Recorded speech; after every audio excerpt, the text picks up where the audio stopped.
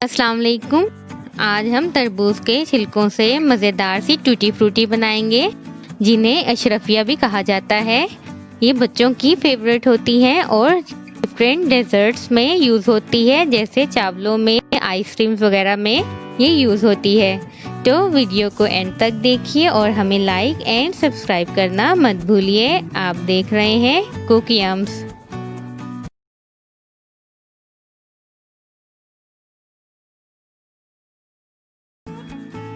Tutti frutti बनाने के लिए हमने तरबूज के छिलके लिए, ये देखिए, और अब हम इनको कट करेंगे। हमें इनका रेड पार्ट और ग्रीन पार्ट, ये दोनों चीज़ें रिमूव करनी है और सिर्फ हमें इसके दरमियान का जो वाइट पार्ट है वही चाहिए। ये देखिए, इस तरह आप इसको रिमूव करेंगे। आपकी नाइफ शार्प होनी चाहिए क्योंकि इसके जो पील हैं वो थोड़े सख्त होते हैं, इसलिए आपको ये इस तरह वन बाय वन रिमूव कर लेंगे। इसका जो रेड पार्ट है वो इसमें नहीं रहना चाहिए। देखिए, इस तरह हमने इसको भी रिमूव कर दिया और अब हम इसको स्मॉल पीसेस में कट कर लेंगे। हम इसको क्यूबिक फॉर्म में कट करेंगे इस तरह। इसके रेड पार्ट से आप दूध तरबूज का शरबत भी बना सकते हैं, जिसकी रेसिपी आपको डिस्क्रिप्शन में मिल जाएगी। अब ये देख लीजिए, हम इसको इस तरह कट कर देंगे, इस तरह वन बाय वन। और हमने यहाँ पे 1 पाव पील लिया है। देखिए, कटिंग के बाद 1 पाव है। अब हम शुगर लेंगे। हमने जितना पील लेना है उतनी ही शुगर लेनी है, यानी 1 पाव हमने शुगर ली है और जितनी शुगर लेनी है उससे डबल हम पानी लेंगे। ये देखिए, हमने डबल कप इसमें पानी ऐड किया है और इसको पकाएंगे जब तक कि ये इसमें अच्छी तरह से शुगर डिज़ोल्व ना हो जाए। ये देखिए, अब हमने इसको पकाना है और हमने फ्लेम हाई रखनी है। अब इसमें बबल्स बनना शुरू हो गए हैं और शुगर भी डिज़ोल्व हो रही है। अब देखिए, हम वक्फे से चम्मच चलाते रहेंगे इस तरह। इस पूरे प्रोसेस में 4 to 5 मिनट्स लग जाते हैं। हम अपनी वीडियोस में कोशिश करते हैं कि आपको each and every step detail से बताएं, तो प्लीज़ हमारे चैनल को लाइक एंड सब्सक्राइब करना मत भूलिए। अब ये देख लीजिए, ये डिज़ोल्व हो चुकी है शुगर और अब हम इसके अंदर ये जितना हमने कटिंग किया हुआ था तरबूज के छिलके को वो इसमें हम ऐड कर देंगे और इसको तब तक पकाएंगे जब तक कि ये ट्रांसपेरेंट ना हो जाए, यानी ये अपना कलर चेंज ना कर ले।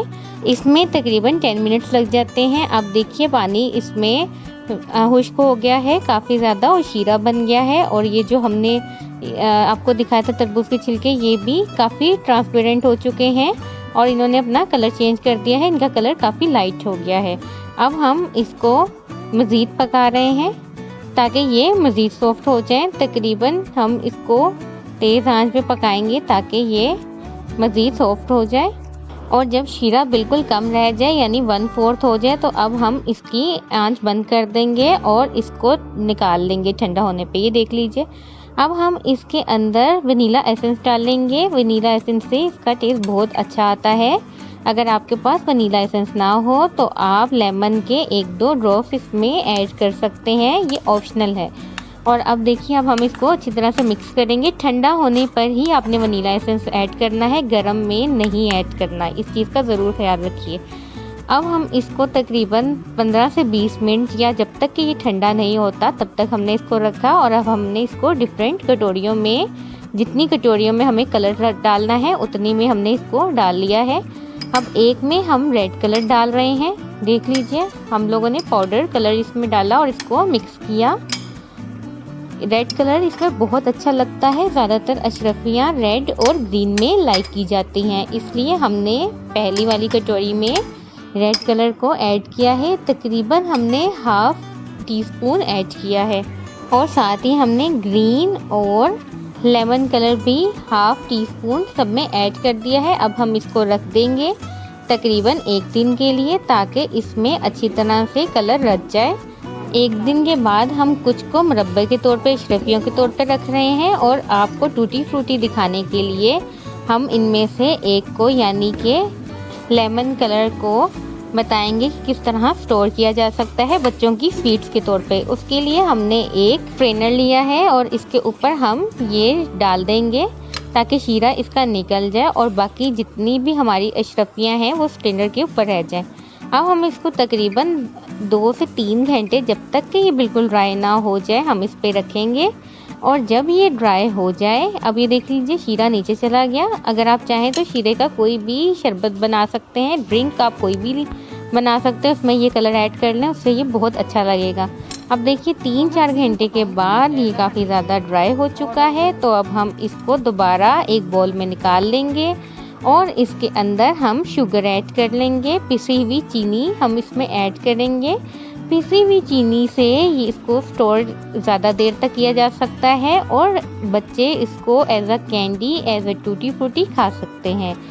तो ये देख लीजिए, हम इसको ऐसे करके रख लेंगे और बच्चों के लिए हम इसको सेपरेट कर देंगे। आप इसको 6 मंथ तक रख सकते हैं। बस शर्त ये है कि आपने इसमें पानी वाला चम्मच या कोई भी गीला चम्मच यूज़ नहीं करना। इस एयर टाइट जार्स में यानी बर्नियों में आप सेव करके रख सकते हैं। ये देखिए बहुत कलरफुल होती हैं और अगर आप चाहें तो इनको स्ट्रेन करके भी रखा जा सकता है। तो कैसी लगी आपको आज की वीडियो ज़रूर बताइए और इसे अपने फ्रेंड्स एंड फैमिली के साथ शेयर करना मत भूलिए। अपना बहुत ख्याल रखिए और देखते रहिए कुकी आर्म्स। अल्लाह हाफिज़।